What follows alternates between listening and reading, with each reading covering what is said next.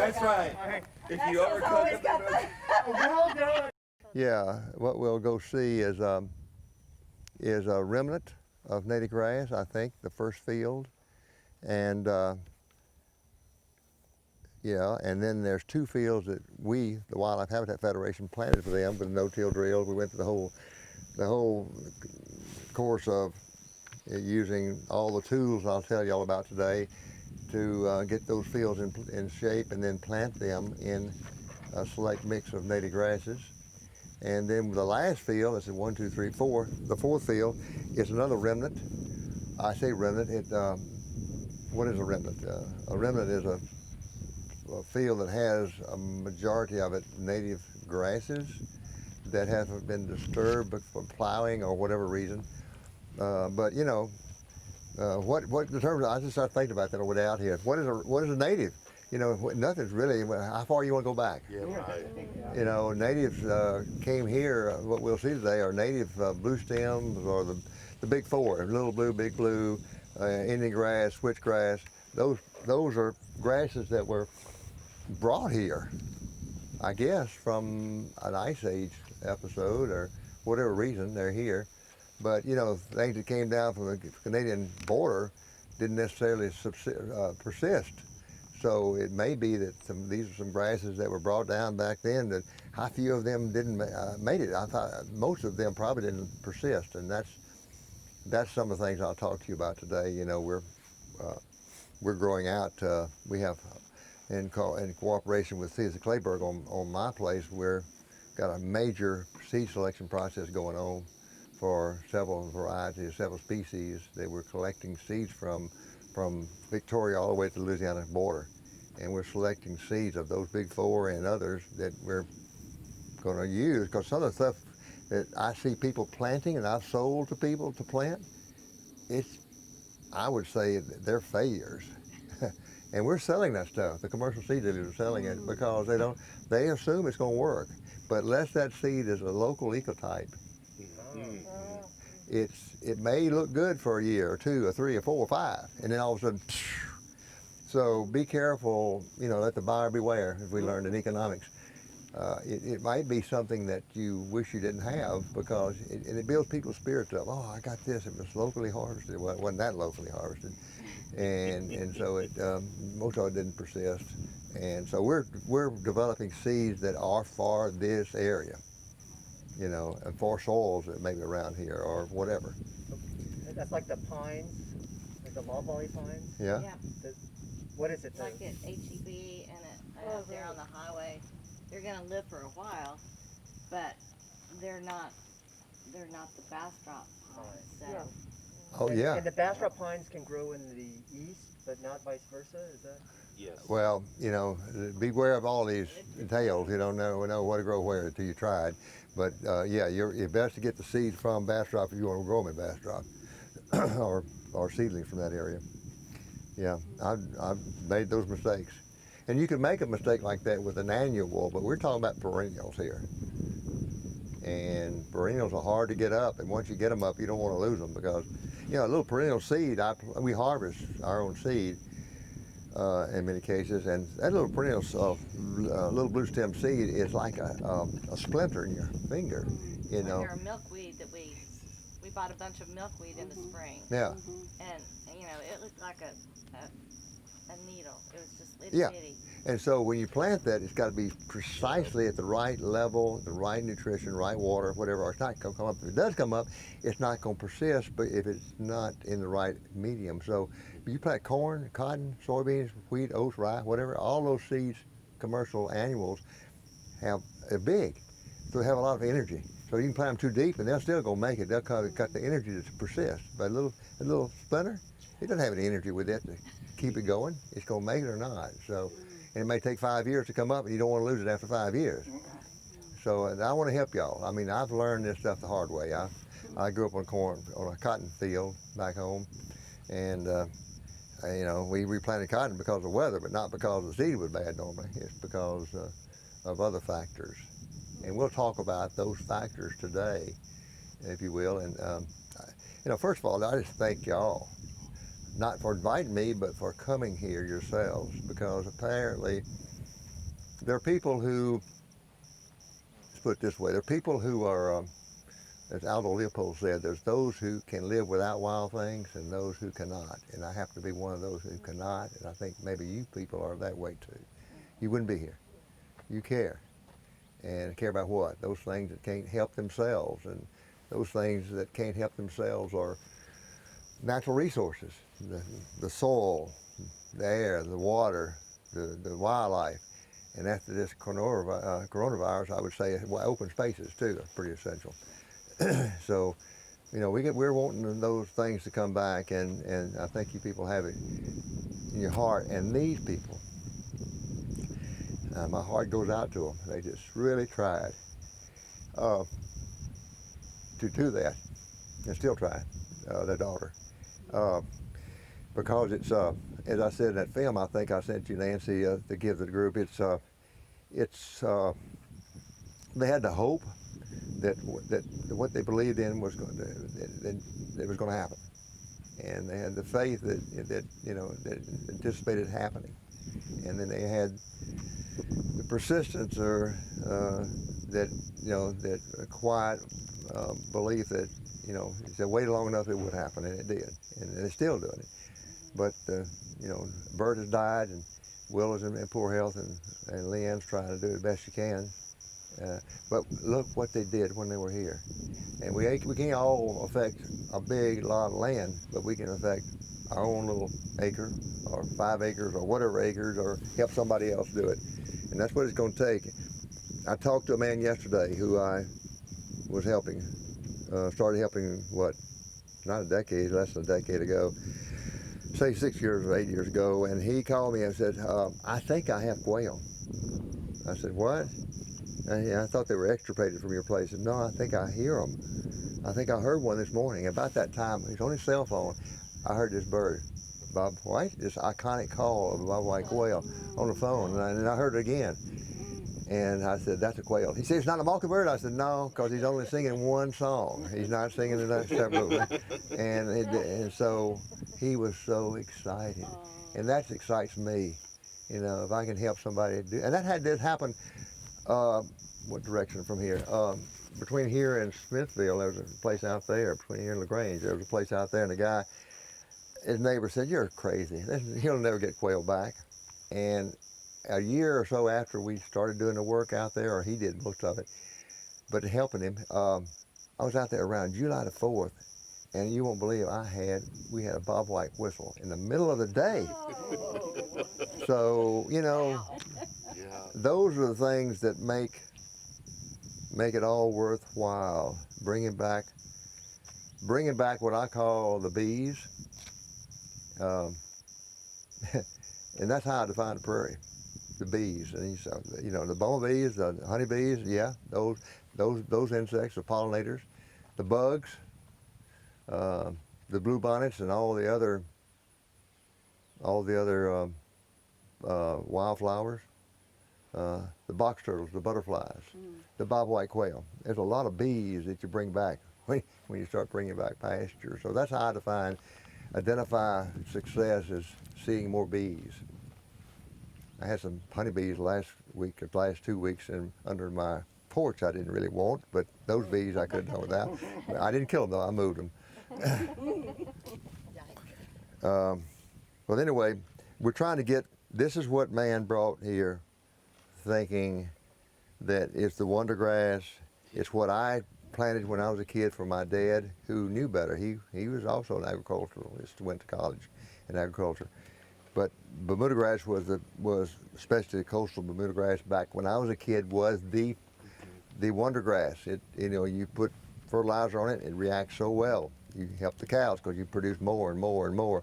And it's very, cows like it when it's got a lot of fertilizer on it. It's very palatable. But fertilizer was $30 a ton back then. It's 900, 700, whatever it is today, a ton. And we know it doesn't help the soil. It looks good in lawns, but so many of these places out here, I can't tell the lawn from the pasture. That's just a continuation of the lawn. Everything's mowed down or grazed down, and we want We don't want that. We want something that a little ragged, as Bert said in that film that you sent, Nancy. You know, a lot of people don't like this. They want something that's a golf course look. And I confess that when I moved out and started doing that, I began to worry that my neighbors are going to think I'm crazy, and they do. And when I walk into the store down at Bernardo's store and the conversation stops, I know who they're talking about pretty quickly. So you have to go through that process of giving up people, you know, worrying if you're going to please people. You want to please those things that can't help themselves, the natural resources, the soil, the water, the air, the wildlife. So that's what we're going to talk about today, and hopefully I can give you just a little bit of something or other to encourage you or help you do that for yourselves or for others. Well, just nice to know people want to go back to where we were. The guy that had the quail that showed up and talked to me 2 days ago, he read that if we as humans stopped human activity as we know it today for 6 days, the earth would return to normalcy. 6 days. I mean, that's pretty fast. But we're just fighting nature. We're fighting it every day. We're doing all the wrong stuff every day. We're dumping the plastic in the ocean. We're everything. You know. So I'm going to talk to you not about what's bad. I'm going to talk about, hey, it's possible. We're doing it. We're doing it, man. You come to my place, you'll see it. This year it looked like a rainbow fell out of the sky on my place. I've never seen so many wildflowers. Just absolutely gorgeous. It's just flowers of every color imaginable, blue, you know, all kinds of grass coming on. We burned the whole place, and so it's just, it took a while, but it's well worth it. And well, let's go look at something that they're doing here. And we don't want to stay right here. Now y'all see what we don't want. The before. Yes, there's a, well, you know, before, how far do you want to go back? I bet this place was gorgeous at one time, you know. Houston was a prairie at one time. Nothing but trees now. You know, there's I read an account about Houston. There's some guys that went hunting there, and they came in and they tied the horses off under the only tree around at Herman Park, and went to hunt for prairie chicken, because it was all a prairie. In Houston now, so. What was it? Well, how far do you want to go back? Yeah. Let's go down. Yeah, I got my vehicle right here. Shade.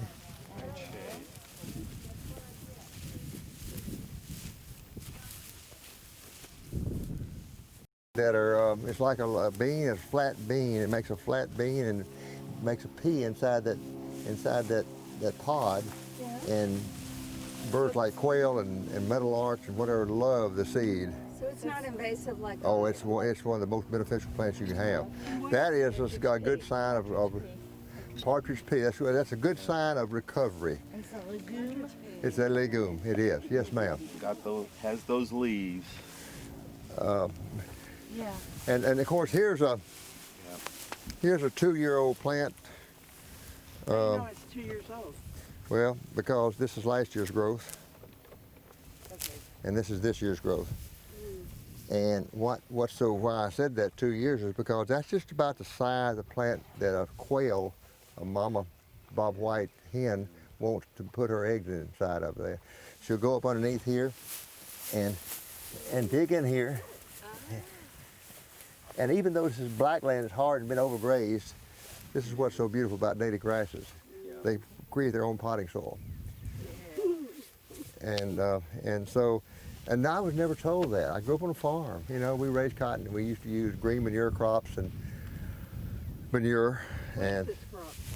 This plant? This? This is blue stem. Okay. A little blue. And this is silver blue stem. Okay. Yeah, with the fluffies you see. Silver blue stem. And gosh, what a nursery here, huh? Silver blue, and this is white prairie clover. It's what? Prairie clover. Prairie clover. Yeah, white prairie clover, and that's what that is. I'm not sure. See, we don't have this in the sandy land. So. Okay. And that's why Blackland has certain things that we can't have duplicated in sandy soils. I can duplicate most everything out here, but I can't I can't have you're Pecore. in the area? Where are you? Cat Spring, south of Belleville, on the way to Columbus. Okay, all right. Out in the prairie there, off of I-10, Cat Spring. And All right. so this is what you have. You need a biodiversity is what you have to have healthy land.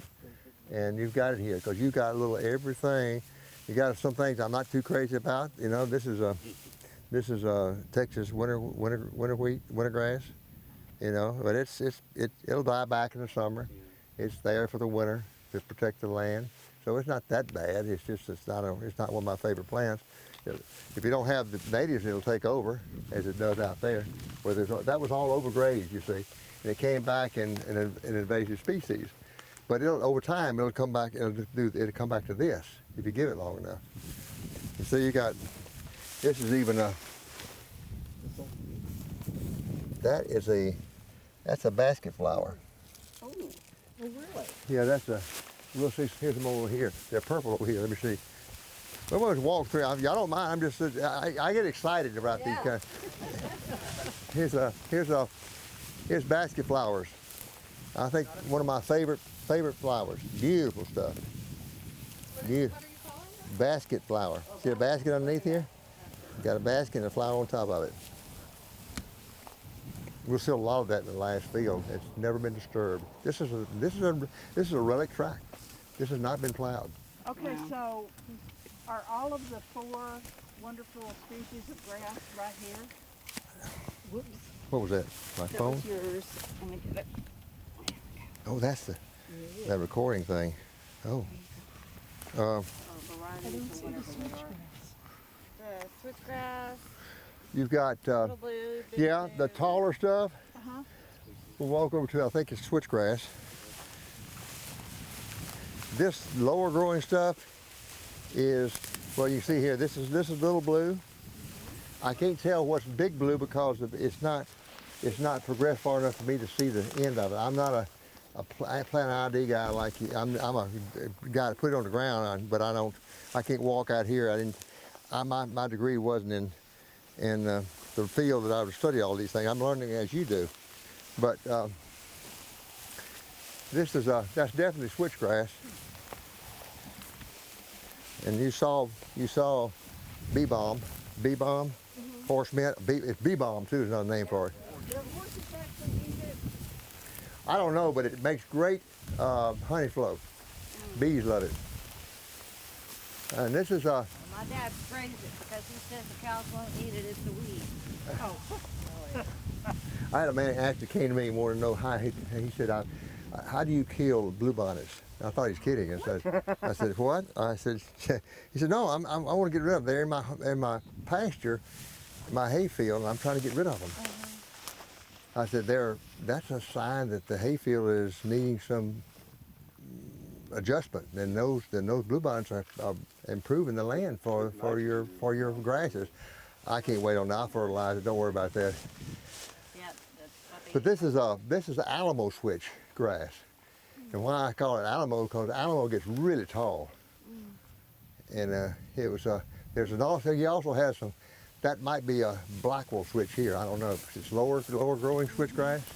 that means switchgrass. 2 types of switchgrass. Okay. Botanists have nothing to do. Blackwell? I mean, this is it. But Alamo, which one? I'm sorry. Alamo is a taller one. Alamo.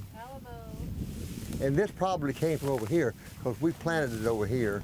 This was already here, so it probably blew across the fence. That Alamo was not here. It's not. This is a native. This is a native switch. This is introduced switch. Is it called switchgrass because of the way there's different stems? I guess I don't know. But in this wide leaf stuff is very palatable as a rule for cattle. They love it, and if they get into it and they find out what it tastes like, they'll go for it and they'll knock it down before it's candy to them. So. Are there any cows here? No, Leanne, the daughter, made the decision. She says, I'm in charge now. My mother's very ill. My dad, Bert died.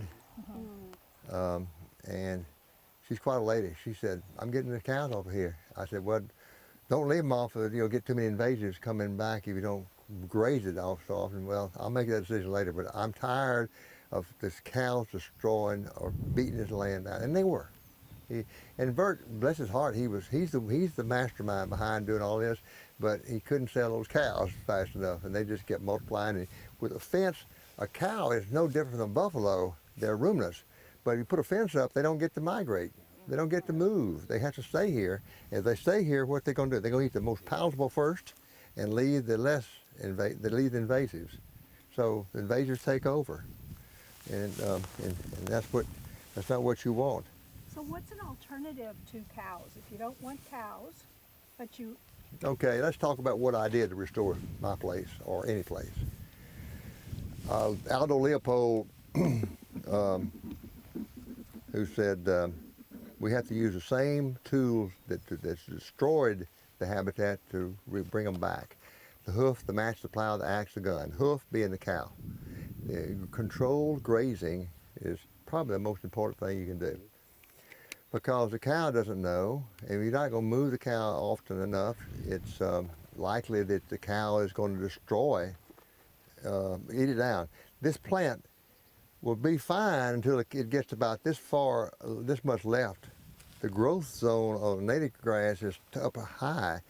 Bermuda grass is on the ground.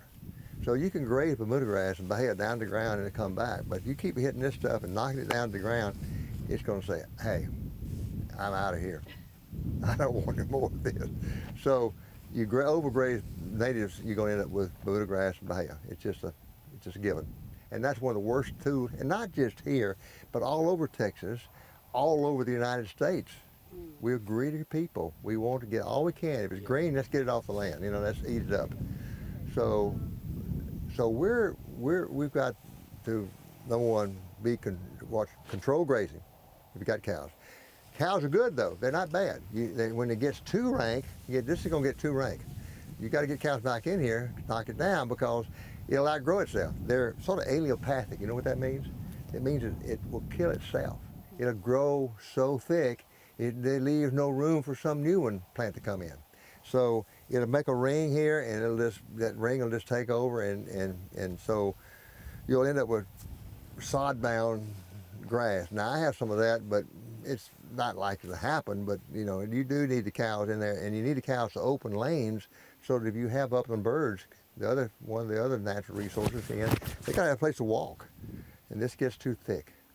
But it also, you got to stimulate this native grass by grazing it occasionally or burning it. That's the second tool.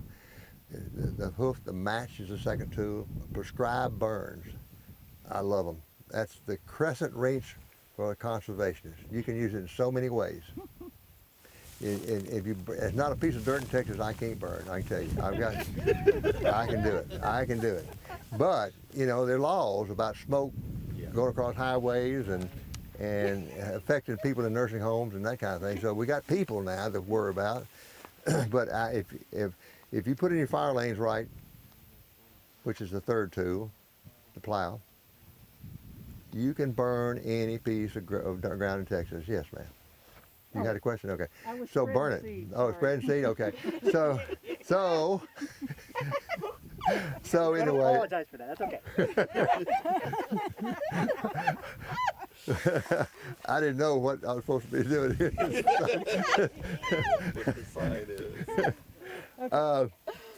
So it is a great tool to have fire, and this place is going to need fire, and I hope Leanne will let us do that for her. Or how much of a crew do you need to burn this place? You know, the more the better. But if you got good fire lanes, I can do it myself. But I would say when I burn, I like to have that extra protection, and so I have a burn wagon and I got a big spray unit on it. Yeah. And I'll plow around the perimeter of this field, then I'll light downwind and have a black line grow in that will burn into the wind. Then it'll burn the sides. Then we light the head fire and it screeches across, and you're out of here. But I like to have people watching my sides, my flanks when I'm doing this. So we'll have, you know, I'd say a burn crew of 3 or 4 people at least for anything. In the video we saw, that you were in, is that your property where you have, okay. The so fire, that's- where you saw the fire? Yes. Yeah. Yes, okay. That was doing I was doing what I call checkerboard burn. That field, I plowed it all across this way and this way. And so I had checkerboards. And so I'd burn a field, leave a field, burn a field, leave a field. I had a checkerboard. The whole field was checkerboarded. And why I did that is because quail and other upland birds like edges. A black bass lives on the edge. A deer lives on the edge.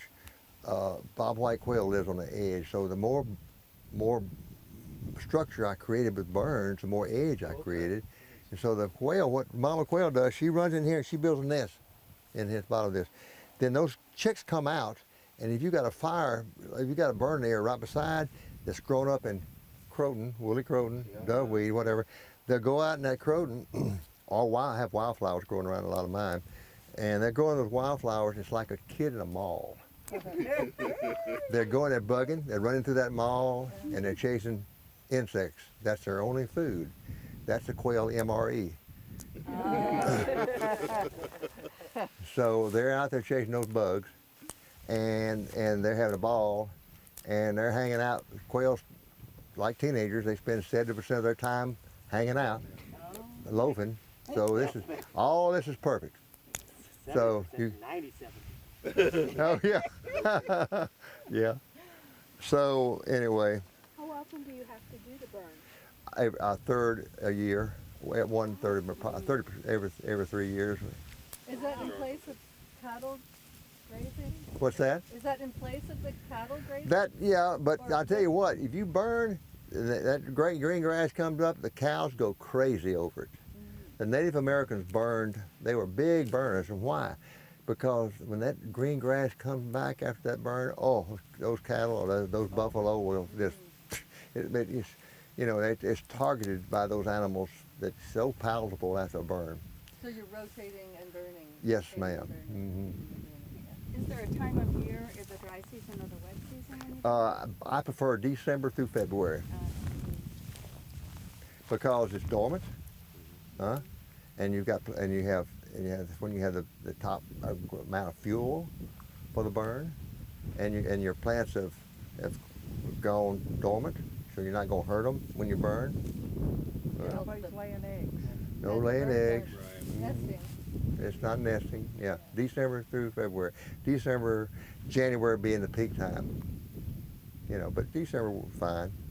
I notice you've got trees kind of out in here. Do you Yeah. plow around those trees so the burn doesn't get them? Or does the burn happen so fast it doesn't? It won't hurt them, but I don't.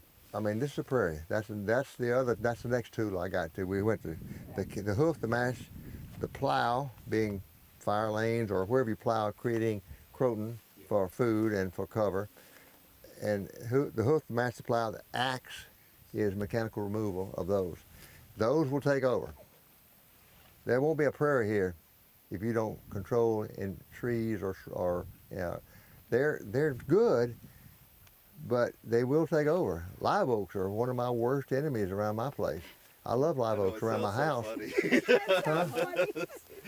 Sounds funny to us because you're going, I'd love to have a live oak. Yeah. I love our live oak. Oh yeah, but they have running and they runners and they just come up, and then the squirrels plant them. They fall on the ground and they come up. I got live oak like this grass are all in places. It's just thick with live oaks. And those So roots are close to the ground. Oh, too. yeah. It's a So I do have a tree I want to keep, though you don't really worry too much about it. Wildfire, controlled burning, prescribed burns will rush through an area and usually won't hurt a tree. And if you've got a big old stately tree you're worried about burning, that tree's been through a lot more hell than that burn you're going to put it through. actually that would help that tree a lot. Probably would. And that's the thing. That's one of the best things for prescribed burns is that mesquite right there, and that mesquite's an ongoing problem. Yeah, that's a good way to control it. Because see, no one understands. We're going to let it go natural. No, you're not. You're not now because the mesquite will outcompete grass. It's one of the few woody plants that will, but it'll outcompete grass no problem. And a burn will get rid of Top the it out. It usually knocks doesn't- it back enough to where the grass can compete with it. And Kill it, but yeah. But if you cut it, isn't it like Oh my Mickey God. Mouse clothes? That's Yeah. just like And, asking it to, could you please spread over? It's like a hydra. If you cut Oh, one, it- the it- five it's- pop up. Yeah, it's sort of like, Stimulates growth. yeah, you cut it, all Yes. that happens with a lot of other invasives, like Chinese tala, The grass comes bacchus. back. A lot of these plants will come So that's what you're doing. back with vengeance when you cut them. But fire That's how doesn't. you keep your mosquito down, then. And then the hoof master plow, the axe, and the last one's the gun. And of course, I leave that up to game wardens. I don't, but we buffalo a perfect example. We eliminated the buffalo and the pasture pigeon by overhunting. I hunted all my life, but it's everything is to be done with moderation. Yeah. So yeah, it's.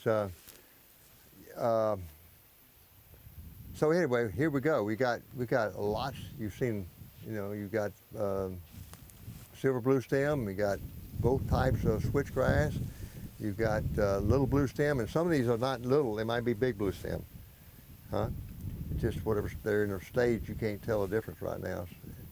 But and so we got little everything out here. Got some invasives too. I'm not going to go into all that, but this is going to go. This is that remnant that I say it came up here. And what Leanne was always telling Bert was, she was they were trying to keep those cows. But those cows. I mean, Bert wasn't exactly hurting for money, but he couldn't sell those cows. They get, when you name them, you got problems. What you call them? Porterhouse. Yeah. That's right. But I need to borrow Good. You may. We got a hole. Yeah, my family tried to have cows on their land, and they were like pets. They Oh yeah. Yeah. don't have them anymore. They didn't put them in the alley often enough. You'll find the cows that need to go. It's pretty easy to get rid of cows once you get them in that alley. Yeah, I know. I tell you, it's a lot of work having cows. Okay, so anyway, we pretty much, this is more of the same, I guess, we go through here. I'm trying to see if there's any other species out here we didn't see, but they've got, like you mentioned, they got mesquite coming on now, and they got some other woody cover coming up, so. Jim, Yes, what is this? Oh, look at this. I really don't know. I'll put it on our Naturalist. Yeah, do that, do that. We have a ton of them out on I know I know my grasses pretty well, but Yeah. some of the other stuff I don't know.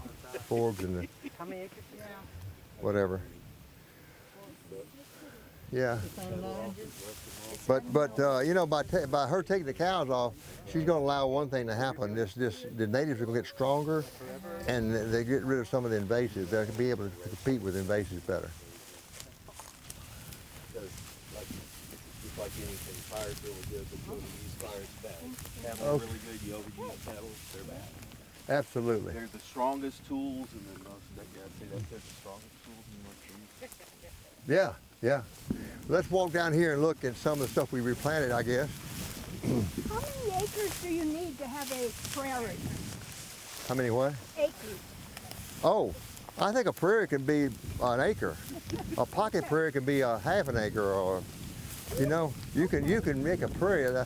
We planted our first pocket prairie was M.D. Anderson Clinic down in the Medical Center in Houston, and that's a great story. I never get the crew. I'll tell you all about M.D. Anderson. That's a great question.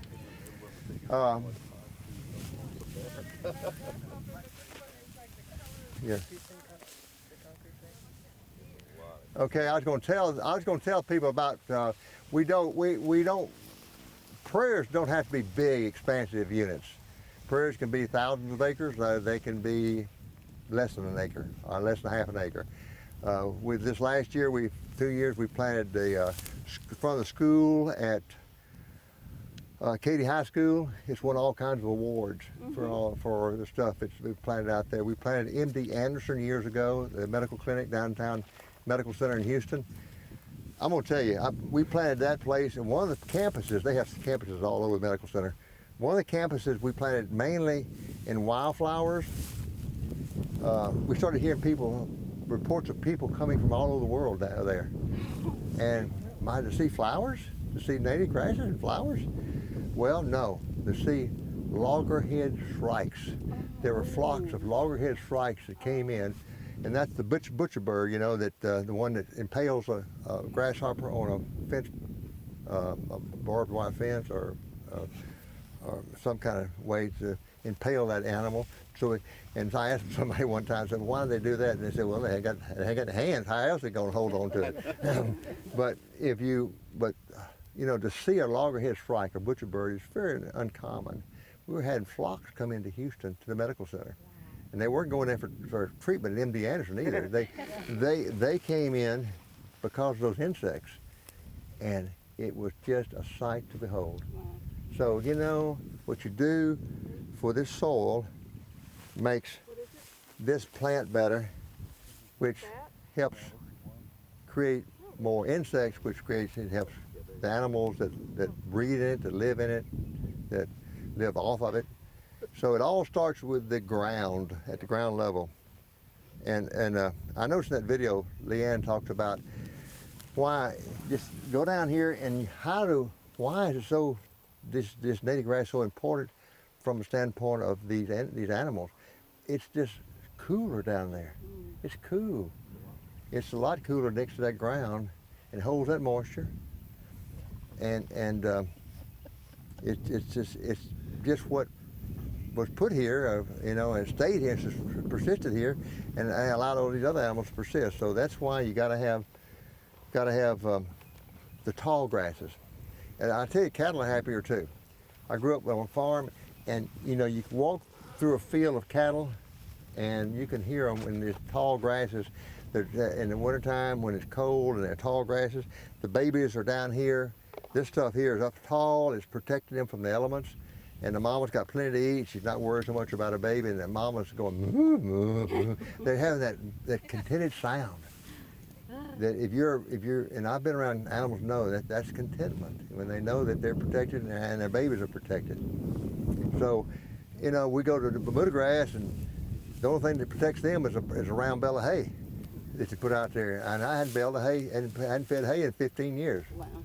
But I put out native grasses. I went, and I grew up planting this coastal. I'm telling you, I grew up on a farm, and I sold farm equipment. I had 2 farm equipment dealerships. So I've been on both ends of the calls.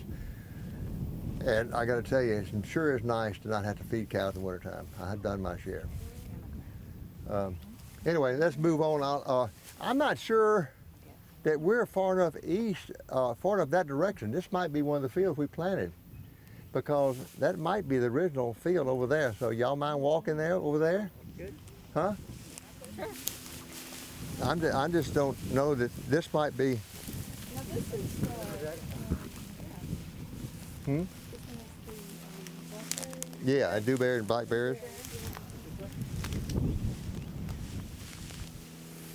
Yep.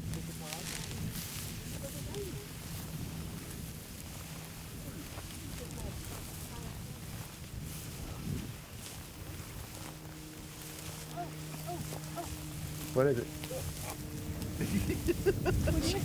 What'd you find? Oh, it was big. Huh? Look at this bug. There's something on there that's attracting to them. There's 2 behind you. Yeah, I think they are.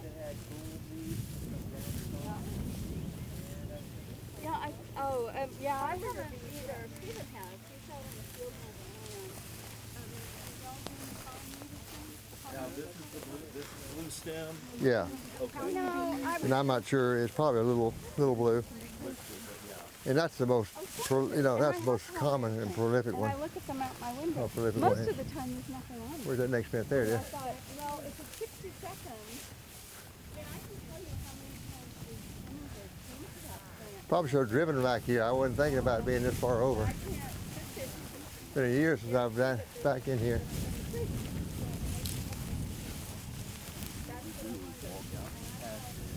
You Do you? what's there, What do we think we want there? Uh-huh. What do we think maybe we have too much of? Oh yeah, there you go. And we know, I mean, you know you're out of balance. I know I'm out of balance, which, there you go. But how do we How you get, nudge it back? exactly. Like I said, I have an abundance of some particular plant that I'm using. Well, one thing that I hadn't gotten to, I will get the rest of these tools in a minute, I'm going to tell y'all about is cover crops. Yes, I kind of tried doing that. That's what I was doing out there. Kind of like the gay brown free-for-all. I'm putting everything out, whatever works for. Huh. Well, is that fence moving on us? I thought it was closer. I hate giving these people a workout. What are those wandering fences? Yeah.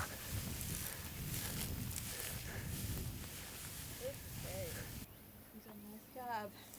Yeah, it's you know, and it didn't happen all at once. And he is so good to work with. He is so patient.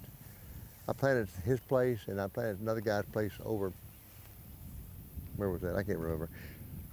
Another guy said, nothing's happening. I said, really? He said, yeah. Only thing I got is croton, duckweed's coming up everywhere. That seed you planted must have been contaminated. And so, you know, and I talked to Bert. I said, how's yours doing? And I said, well, it's too early to say. It's going to take some time. And Bert just was so patient. And here, and look what he got. You know, he just we planted one field, then we planted another field, then we planted another field, and yeah. So really, a lot of what you see, like that partridge pea, was planted.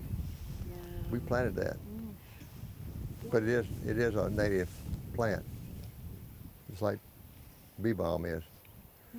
Are dewberries considered native? And Yeah. delicious. Amen. Especially if you pick them for me. That is it, yeah, so it's That's much even better, huh?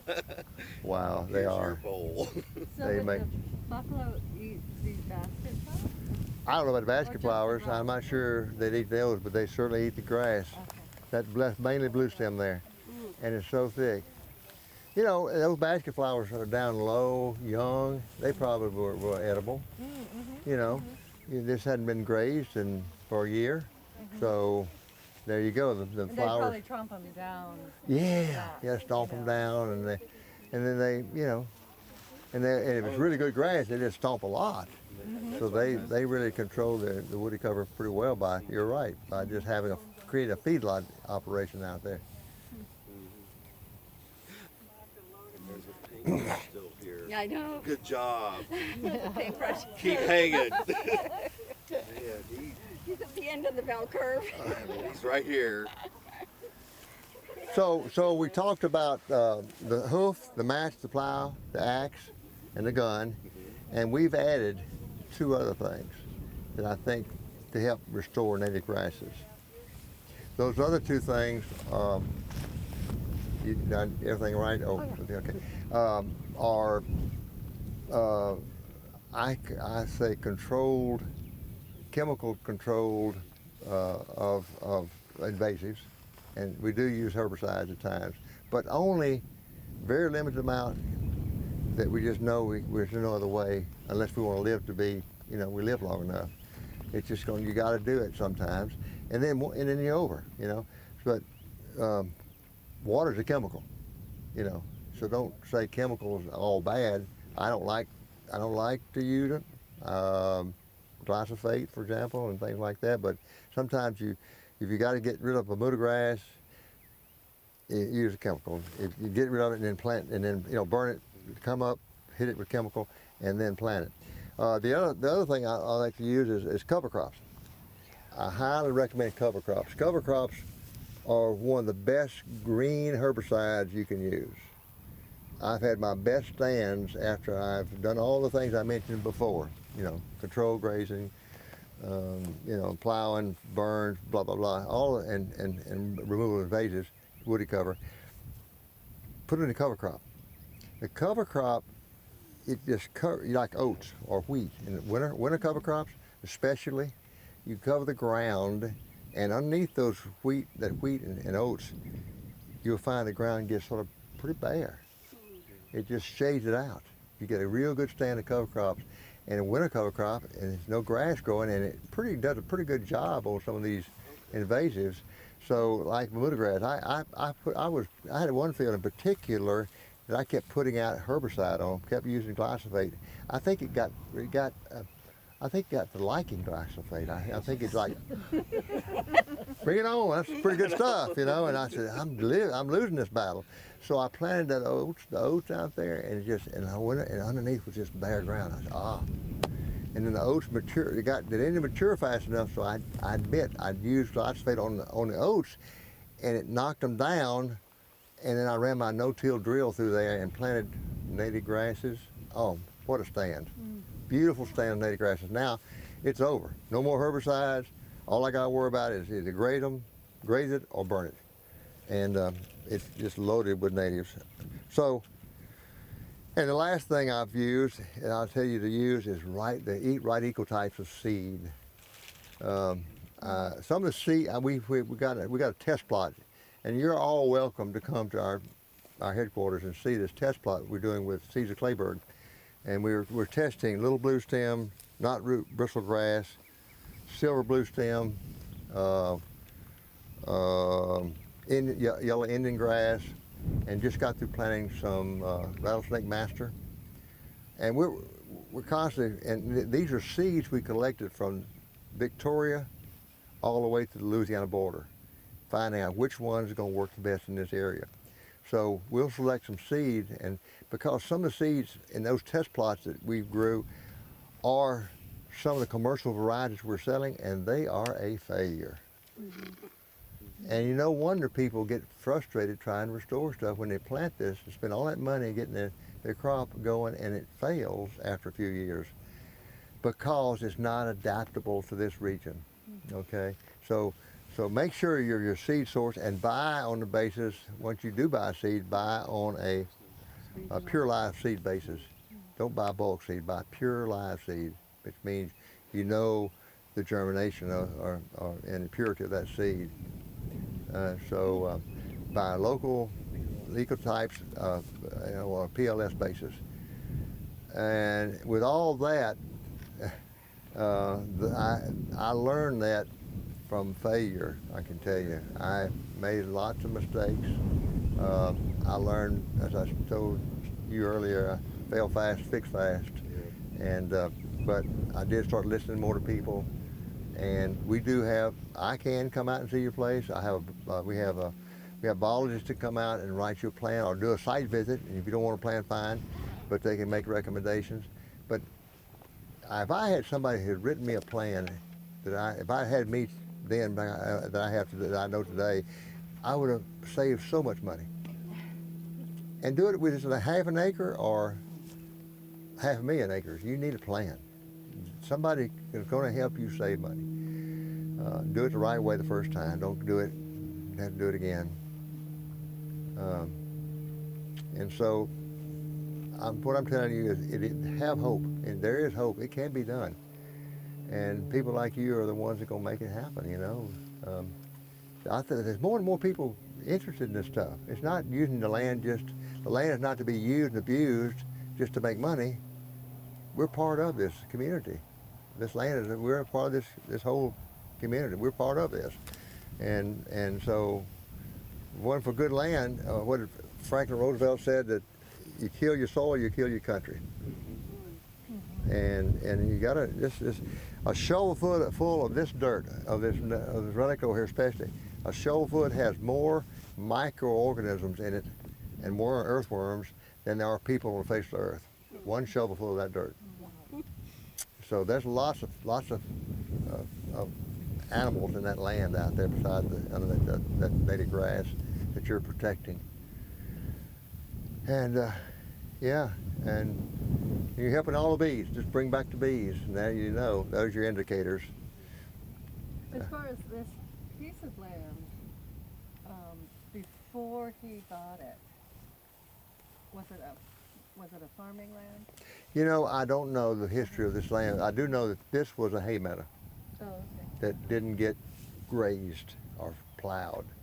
And that's what kept a lot of these old tracks up here that Germans and Czechs and whoever moved in this area, they bought these things. They kept these hay meadows, these native grass hay meadows, because they knew that's what they could always depend on that during drought years. Those roots, you know, have you ever seen a picture of the roots Yeah, of these things? yeah, oh yeah.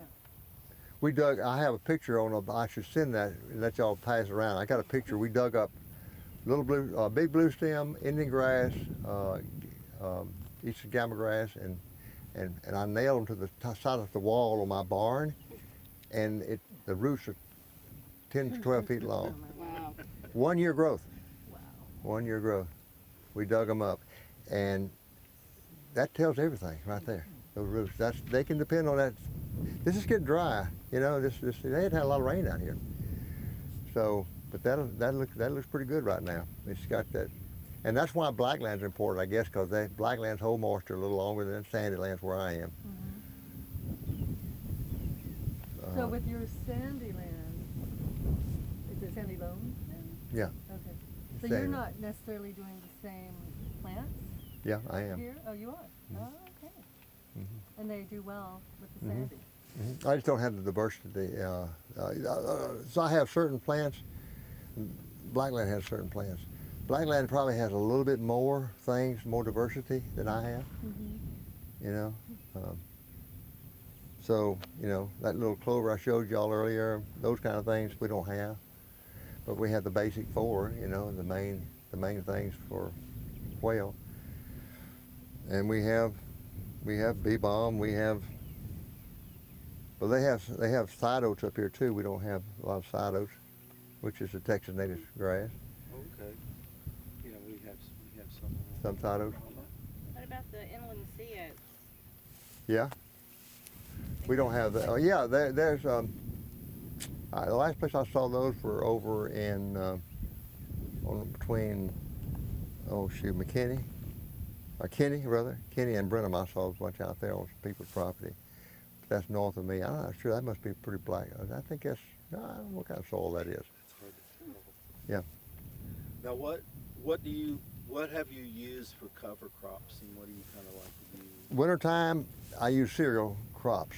So just pretty much any cereal crop. Rye, barley, oats, wheat, cereal crops.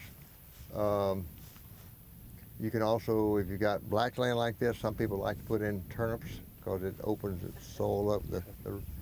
Or they put in radishes. Yeah, I those heard big someone used daikon, right? daikon. Yeah, Yeah. those big old radishes. Oh, because they have big. I keep telling them. But yeah, that's sort of an oversell to me. I want that Want to get the coverage. I want I see. crop out. I want the green manure green herbicide impact. Yeah. Because what's going to open that land up is when I get those natives in there. That's what. So anyway, and that's winter cover crops. Summer cover crops are things like peas, orchard winter peas. You know, edible peas like purple hull, the Crowders, and those kind of things. Cowpea with Austrian cowpea or Austrian winter pea? Oh no, that's Austrian winter pea. No, cowpeas would be like Is that purple hulls, Okay. cowpeas. Cowpeas are lots of types. Crowders, okay. lady creams, you know, those kind of things. Soybeans will work. Yeah. If you could get one that doesn't belong to somebody. Huh? If you could get some that don't belong to somebody, The soybean. the soybeans. You mean that are, Finding a non-Monsanto soybean. yeah, you find, don't buy Roundup Ready ones. I agree. Let's see. Yeah, those are good things to put in for the summer cover crop. Oh, grain sorghum is a good one. I Okay. put in, oh shoot, there's Clover? Hmm? Clover? clover. Yeah, well, clover's more perennial crop. I never use millet. Oh, no. Millet's good. Now, do you put them in? Would you put it in with grass? Would you Not sow them then. together? Okay, so you I just want put I want that to kill the invasives, Okay. control invasives enough that I plant, and then you plant your natives in that, And you go in behind it. especially after winter cover crops. Okay. So you're planting, Spring. you can plant in as late as May, late May, for and which would be in the winter cover crop, and I'd plant that in April probably, and then you plant again in let's see, I'd say October, November, some Okay. period. You plant your plant all of your wildflowers in October. Just plant on it. That's when you plant them. There's no. Okay, well, what about this? What about that? Yeah, October. October, just what is it? Don't It dial just- it in, just get it in the ground. It allows that flower to put a root down and put a rosette on top of the ground, but they're not going to be above the ground. Most of the growth's going down, and then the winter comes and it goes dormant, but the roots are there. And so in the spring, when spring comes around, It's ready to it's go. ready to take off. That's why you plant your wildflowers then, in October. And I plant native grasses then too.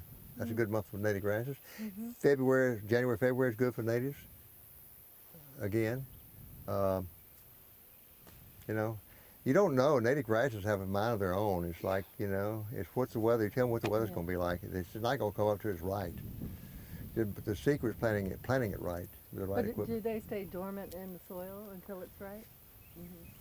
Yeah, I don't know that there would be a situation where it maybe gets too hot in the summertime. You planted it in the summer, it might be if the ground's not covered and you don't want it covered. That's why I like to plant in wheat stubble or oat stubble. It protects it too. And Uh, what's the special tractor that you use to plant? I have special drills. Drills. I have three no-till So drills. No till. No-till. No till. And it just sort of plops them in? Yeah, it has a coulter. It cuts a groove in the ground. Okay. Of course, you've already controlled your invasive, okay, or as best you can. You burned it off or you done it. And or herbicided it after that, and you got no real visible lots of native grass or invasive grasses or whatever. You go in that coulter cuts, and then you got double disc openers that cut a little groove, and the seed drops in that groove at a certain rate that you calibrated, and then you got a press wheel that presses in the ground behind it. So you're not plowing the whole workshop. You're not Great. changing the hydrology of the soil. Oh, nice. That makes sense? Yeah. That Oh, somewhere. yeah. Mostly it's not tearing up your mycorrhizae. That's the biggest thing. That is so important. I'm glad you brought that up. Yeah. You know, that's what, once you get those natives in, they start creating that fungi in the soil. It just, things just, as I say, what natives do, they sleep, and then they creep, and then they leap. And they leap, when they start creating that microbial food with fungi, then those microbes come in there and they work with that plant, and they create a situation in that ground that just everybody's happy. And that's when they start leaping. They go from creeping to leaping. So just get it if you ever get to that point. They've really had to rewrite a lot of agronomy texts. If they did rewrite them, I don't know if they really did, or because boy, those mold boards make a beautiful screen. They are pretty.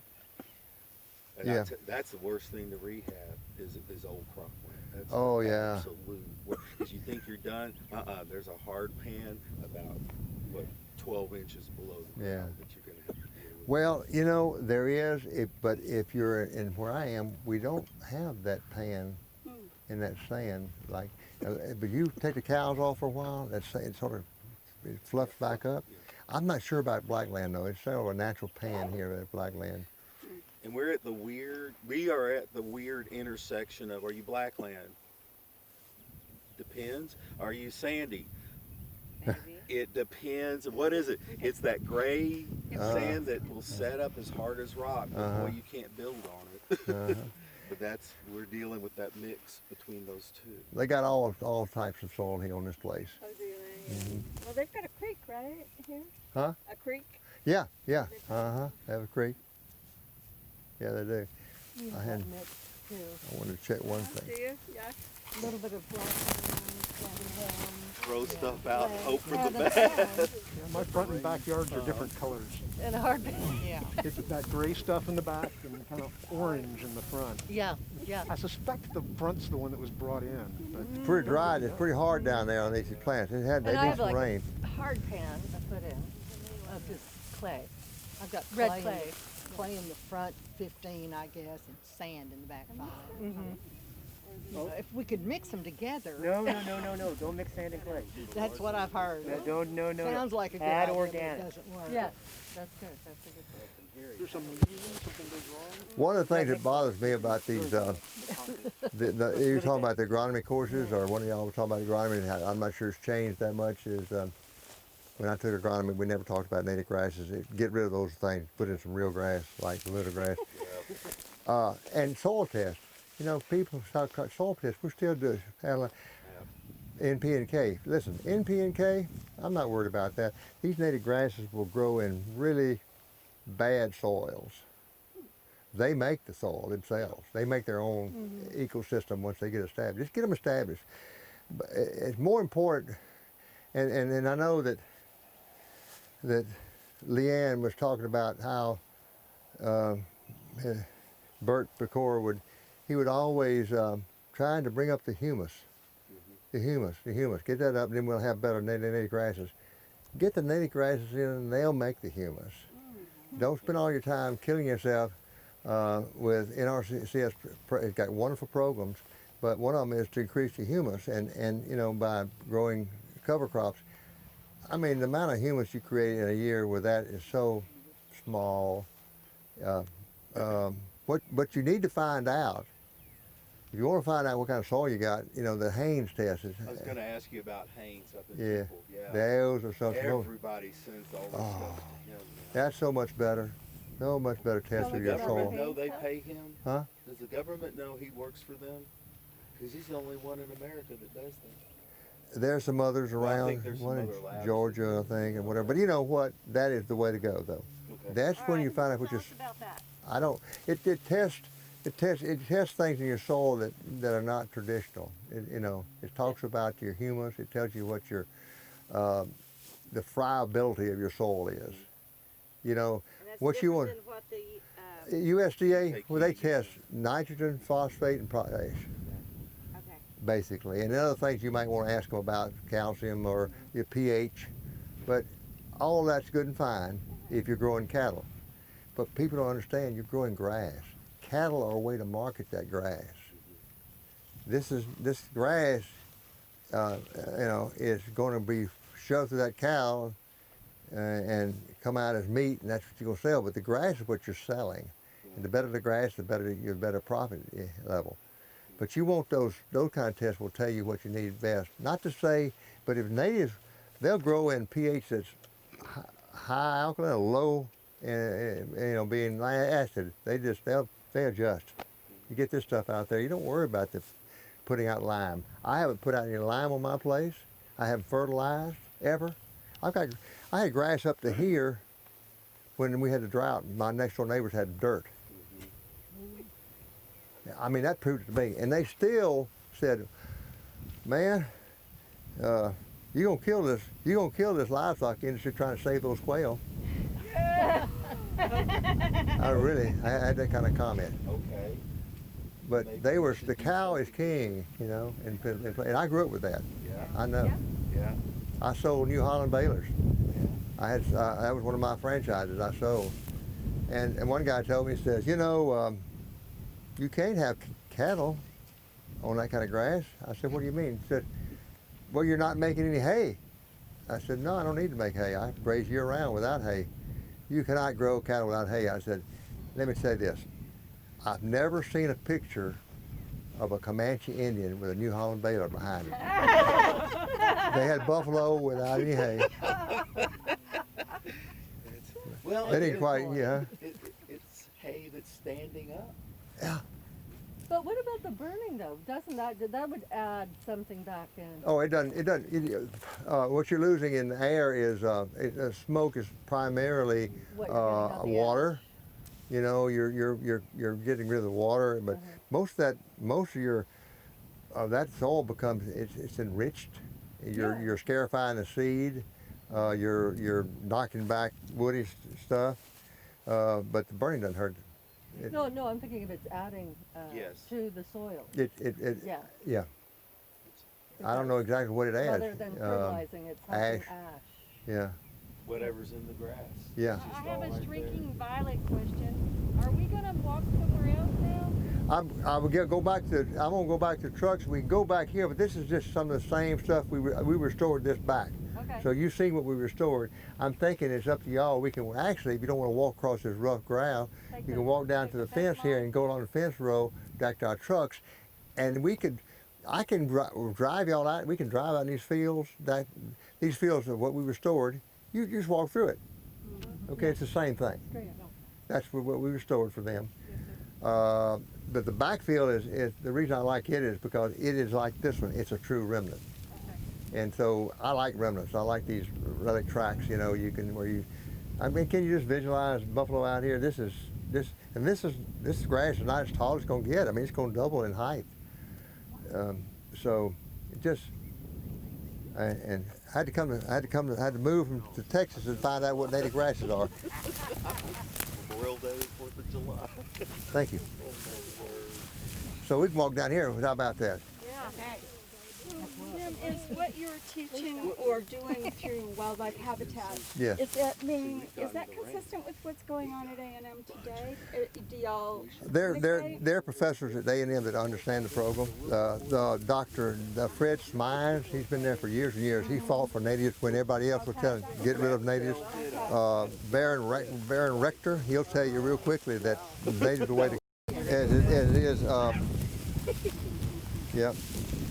Hi, around. But you know, you don't have as many fire ants in native grasses as you do in tame grasses.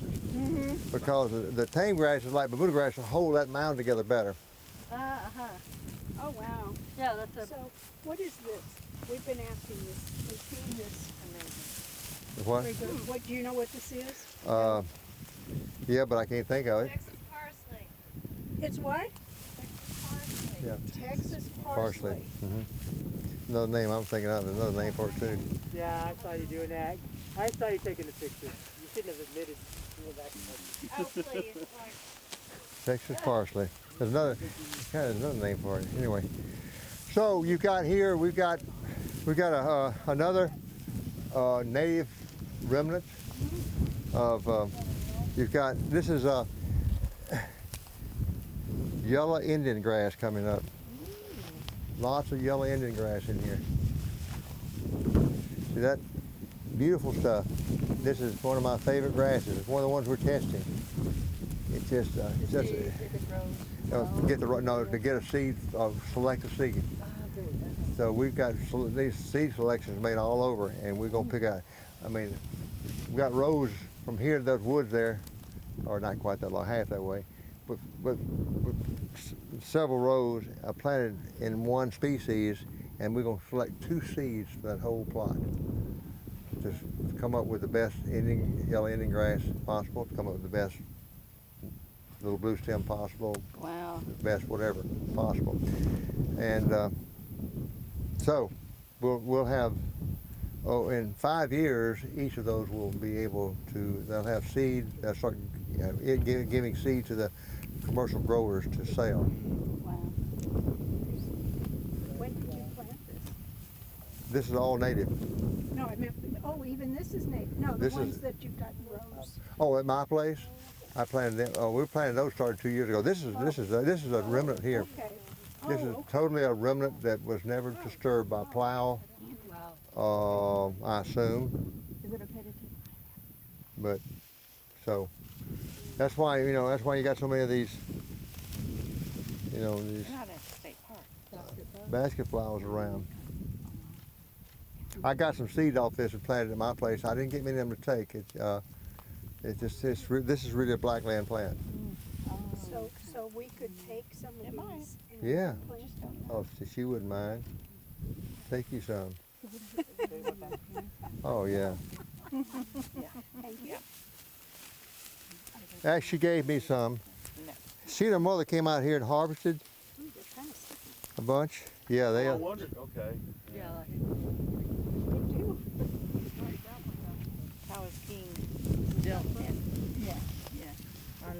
They're 400 acres. But just stop and wind's blowing right now. You don't see as many, but there's lots of insects in these native grasses. I meant to bring my net. I have in my truck. You run a net across this, and you'll just pick up gobs of insects. Well, that was one of the good signs on our property. Oh yeah. All the spider webs. Oh yeah. Isn't that pretty in the morning? You won't have a spider there. I At know. night, do you ever look outside Sure. and see spiders? You Sure. must see them, yeah. Maxwell must see them. Spiders at night, all the little eyes looking back at you.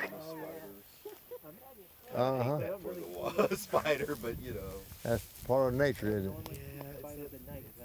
What is this? I'm trying to think.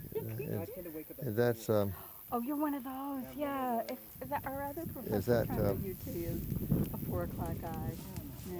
he's at- I want to he's say, at school is at that not 6, sea so oats he or gets not? off like that. Yeah. It's something like that. Yep. Okay. Yep. Minimize traffic, Yeah. and by 1 o'clock in the I get my book. Done. It's always interesting. Just Good thinking. It is a native though. It's a native. oh, okay. Like a rope. I saw that Like I said, it looks like they put some cereal out. Yeah, yeah. It's, But it doesn't quite. I think it's sea oats. Like it has sort of Okay. geranium leaves and then these spikes. So anyway, I was interested in seeing another remnant. You don't get to see many of them. There's the first, the last on that side, the far one, and then this one, and all the middle we've planted. So now we've covered the whole place, I think, pretty well. How do y'all figure out if it's a remnant? Well, for one thing, that the selection of plants that are here, the diversity, Verbena? and on the people themselves will tell you. You know, it's always been this way. You know, they never have, that they've owned it, and the people that owned it before them never have plowed it. Okay, so you kind of, but you do kind of go backwards. The first thing you do is you kind of look at it, you say, man, this looks like a remnant, and then you start I just asking. love the Yeah. Okay. And they Yeah. go, yeah, Mr. Whoever, just, yeah, I don't remember him ever. And go back as far as you can. Yeah. And so it could have been done. It could have been one year they plowed it and planted it in cotton, but they didn't kill it all. It came back. So you don't know for sure. But there's so many species out here. The diversity is so great. You got to assume it wasn't plowed and plowed and plowed again.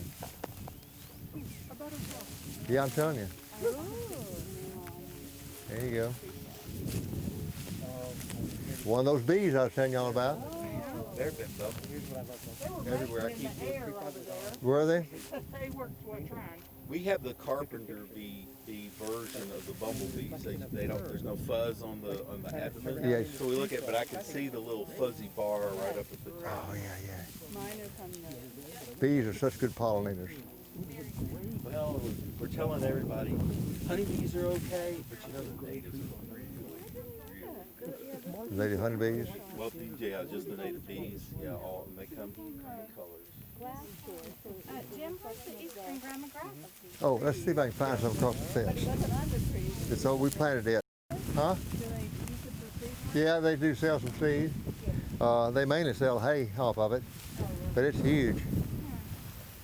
I got lots of eastern gamma grass on my place. Oh, goodness. If y'all come to see me. We should have a field trip down. Yeah, you should. There's another master naturalist that's coming to my house next month. I was there. They're from Weimar area, I think. They're gonna come out.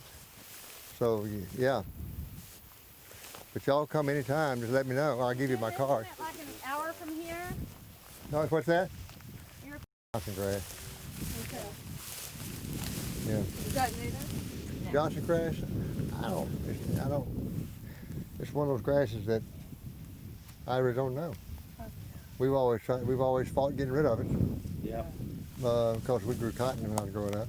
We didn't like Johnson grass. Mr. Johnson thought it was going to be the savior of the cattle industry because the cows would eat it. Yeah. But the cows do not eat it. Oh, However, it is invasive and it is Yeah. Not their favorite. That is true. What? What's that with the spiky heads right there? Ahead of that grass. The fluffy head? Yeah, right. blue. That's silver blue stem. Right here. This right here? Yeah. Yeah. Silver blue Trisha, there's stem. some right next to Carolyn's office. Some right there. It's all on the side of the Some road. right. Yeah, it is. Yeah, yeah, it's that time of year. No, that over there does that. Oh yeah, This is silver bluestem here. Right, but yeah. what's it? But this with the little Oh. This right here. This right here. This right here. Oh, that's a smaller that's a smaller switchgrass. Oh, is it? Oh, Yeah. okay. So that's what the head Younger. looks like. Okay. Younger, yeah. Okay, and this brown stuff, what is that? Brown A stuff. year old. This is the last year's little blue stem. Okay, because And you see underneath those it, in, this is it coming back. I From, see those in the bar ditches, you know. yeah, uh-huh. Of Thorndale along the. That's the most prolific of all native grasses is little blue stem. Cool. Yeah, it's the best for making nests for quail. It's great stuff. Do cows eat it? Oh, cows love it. You gonna train your dad? There is no training. Up and down Know what? My dad county road. training him that, you know, what's good and what's not. No, no. He grew up in an era where people turned their head away from what was the early settlers thought was great. The only good, Yep. Because they told everybody was told you buy fertilizer and you put it on this Bermuda grass and you can make a lot more hay. Pesticide, fertilizer, way to go. And the ground goes to nothing. The soil is destroyed, Probably is. gets like concrete. But So did you say, how long has Was there it? No, not no, I been just cattle on this particular? about a year. Okay, because that cow patty sure is still here. this? Is that right? There is one right back there. Oh. Well, could have been one that, I say a year, it might not have been 6 months. I forgot it. Yeah. Yeah, I bet it was. It was this year. They sold them. Yeah, yeah. You know, You're right. here's something I've learned. If there are two people in an elevator, they both know who did it. Okay. Well, it's okay. Our car. I'm social. He used to go to the Okay. city a lot. So he has to pay attention. My nephew does describe me as a 12-year-old with a driver's license and money. So, Is this a winter ride? Yeah, uh-huh. That's what that is. That's exactly what that is. Yeah, that's winter ride. two people in the That's stairwell. winter ride. I put it Yeah. on iNaturalist and it said that it's Texas parsley. That's the one I don't have. It's not good. I'm not crazy about it. But it protects the ground during the wintertime. But it'll die back. It's not hurting anything. Just not helping a lot. Very cool. I wish I could have walked up here and found some eastern gamma grass. I could probably drive around here and see where he planted it. I don't know where he planted. I thought he planted it up here. But you know what? He was so proud of it. He said he brought it up down from Missouri, where his wife's family was from, and planted it and took off. It could have been one of those that just didn't persist. You know, it might have died by now. It Yeah. is warmer here than it is in Missouri. A little bit. And it's got a lot less water here. Exactly. Yeah, exactly. They got daylilies growing in bar ditches along the country roads. Almost There's stuck a in bluebonnet juggernaut. right here, Where? right at your foot. Oh yeah. Yeah. And that's something. Right behind Have you ever been to What? Oregon? That's the one that Is killed that a bluebonnet right here? Looks like it. blackberries. No. And they're all enormous. Could it They're be? all noxious weeds. And there's just these wild. He didn't get the memo. Wow. And the apple trees and it dropped off. That's all funny. That's funny. This is what we came to see. All these apples, nobody was picking them up. There is right outside of Salem right there, and nobody's picking it up or anything. The lone blue bonnet. No, I haven't seen it on paintbrush and the other. Oh my goodness. They don't care, you know. They just leave them there. And even their shopping malls have You found an Indian. Yeah, I want to make sure I got the schedule in my head. It's crazy. October It- wildflowers, November, Oregon. January, I guess November, Well, you know that- December, January. I consider Oregon my home.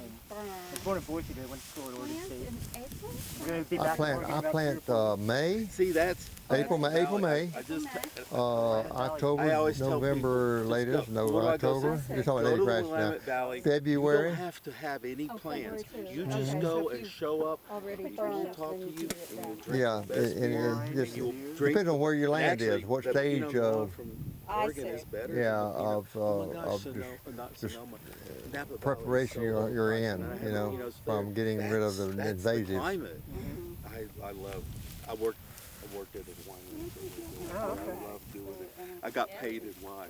I got more expensive wine than I could ever buy. It was so Yeah, we're Well- trying to grow I saw the spruce goose. I've got Oh, yeah. I gotta plant it, so I guess I that's got to see October. Pecore Valley. You know, planting wildflowers is about as good as planting milkweed from the standpoint of monarchs or the butterflies because they need that No. nectar. Is it on The milkweed provides a place for them to reproduce, but they need that nectar for energy when they're doing their migration. So About 30 miles. I'm big on planting wildflowers for Yeah. You know the Yeah, one that for whatever I have reason, in I my yard, didn't because you really never get see it anymore, head but they love towards it. Hood. Is I went right north to say I've crown been in beard, Washington State. Yippee. cowpen daisy. yeah, Calvin, Have you ever yeah, seen them? yeah. I mean, they'll just all No over one says it. Washington I know. State. And then In Oregon. I move on to Mexico. yeah. It's a great fall flower. It really is. and It is it beautiful. works best for me. Oh man, yeah. How far south did you go? It really is. We actually, Yep. yes. The And daisy actually, family when has we got came so many down, species. because I First drove fall back aster, to I guess, Texas, is the other one for their Yeah, fall yeah. migration. Oh yeah, yeah. Good for you. That's great. Y'all got some of What's those amazing too. is people Oh man. Yep. And then we have Portland go, some "Ooh, Ronnie, kind most of, of the what did they states are say that desert, was? calm It down." wound up being Well, some it's- kind of mist flower, It but is. it's tall. And it's definitely a weed. And it's one of we those have a things lot that's of now Really? Coach Leach, but anyway, I looked the at Washington biologist was State. like, oh, that's cool. What color is it? It's And it's the white. funniest thing Like a looking at mist flower. Washington If State. Oh, you've yeah. ever seen Greg's There you mist go. flower, that There's shape, nothing else. Yeah, yeah. it's like that, but it's And all tall. of eastern And, Washington and, Yeah, yeah. kinda is a almost flat. huge They like desert that too, the that bees. grows a lot of onions. Anyway, Oh, thank you man. for all your sharing. Oh man, yeah. Thank y'all.